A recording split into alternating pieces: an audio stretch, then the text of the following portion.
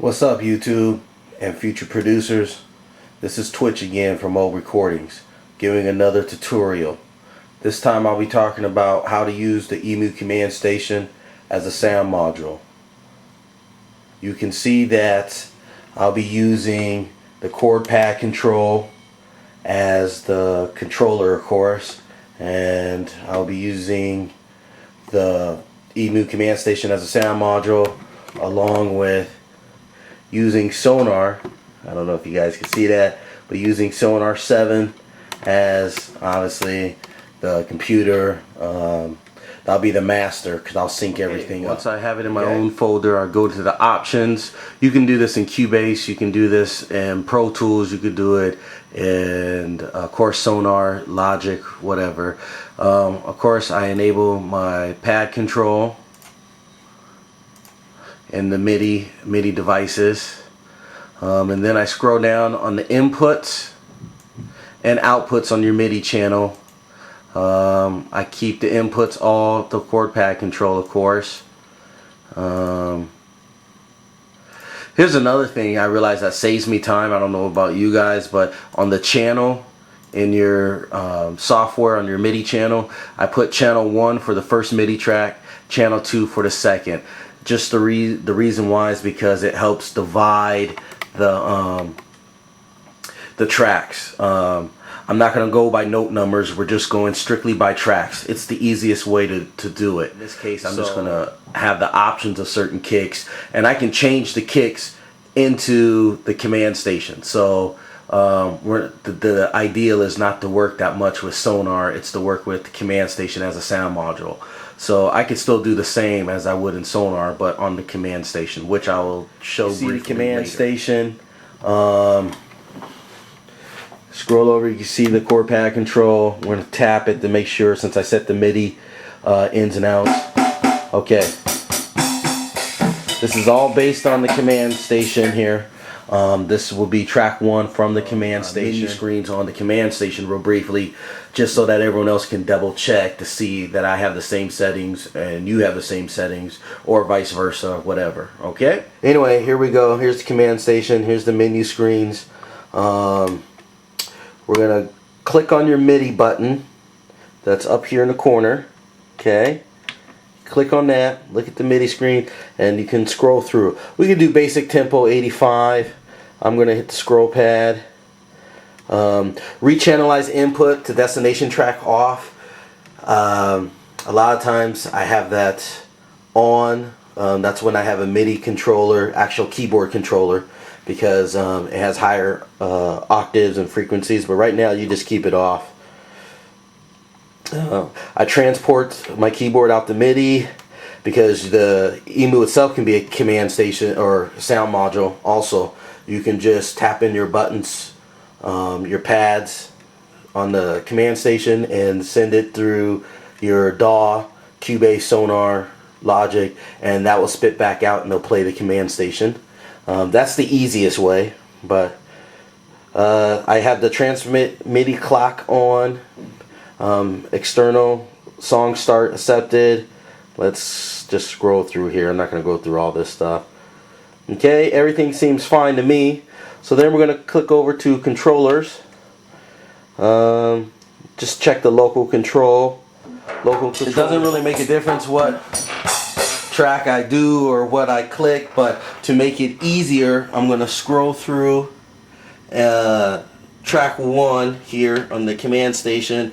I'm just going to set it up so it has already a bunch of kicks. But I set it up. This gives me all the kicks that's in the XL7 ROM. Like I said, like I said before previously in the first video, I'm just going to use the XL7 ROM.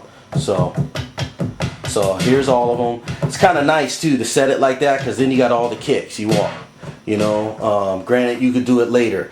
Also, another thing, the beauty thing with Sonar is that Sonar already has the templates for the XL7, for the MoFat, for the command station, the PX7, also for all of Emu's synths. So pretty much what I normally do, especially with Sonar, is I click it up and I call up the XL7 or the XL Lead 1 ROM, because it's the same inputs, the same everything, and I can control it right from here. So I don't even have to touch the command station. It just has to be on.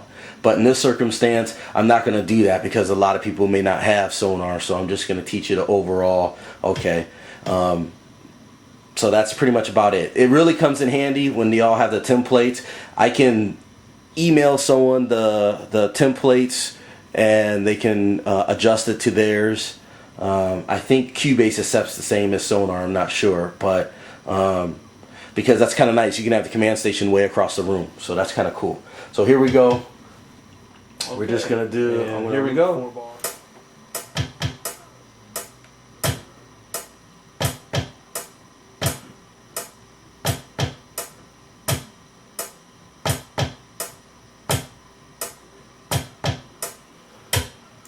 Okay.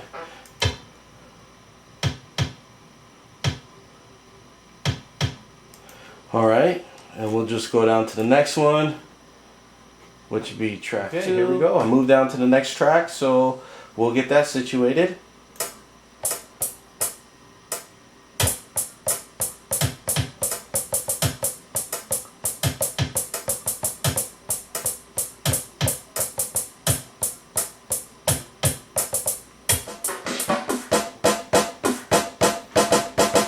Okay, and we'll get that started. Okay.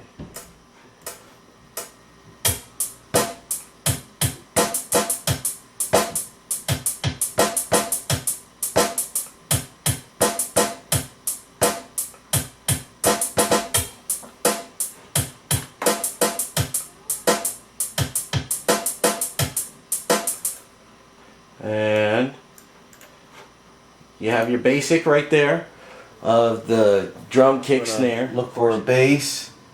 We're just going to do any old one. Let's see here. Okay, now that I found the bass, we're going to record it real quick. It's a bass I would use, but I probably would tweak it and whatnot. And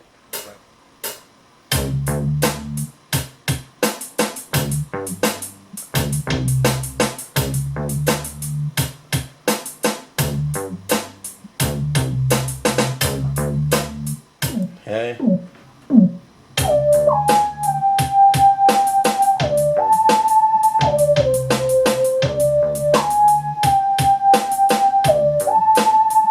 Just gonna solo this.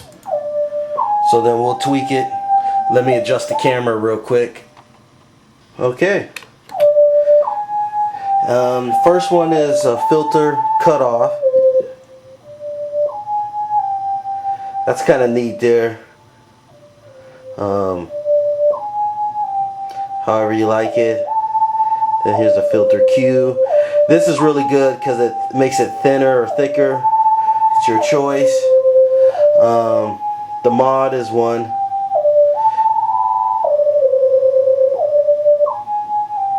And you want to adjust the LFO rate.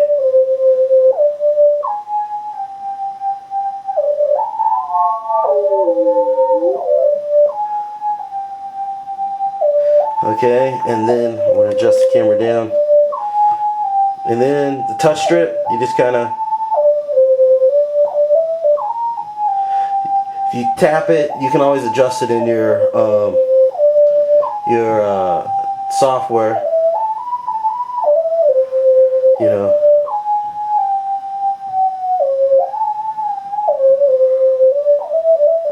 On certain notes, I sustain it some. Like that, where it kind of like, it's like a little roller coaster there. If you have any questions, just email me or hit me up on Future Producers, and I can create more videos. So this is how you use it as a sound module. If you have any questions, let me know.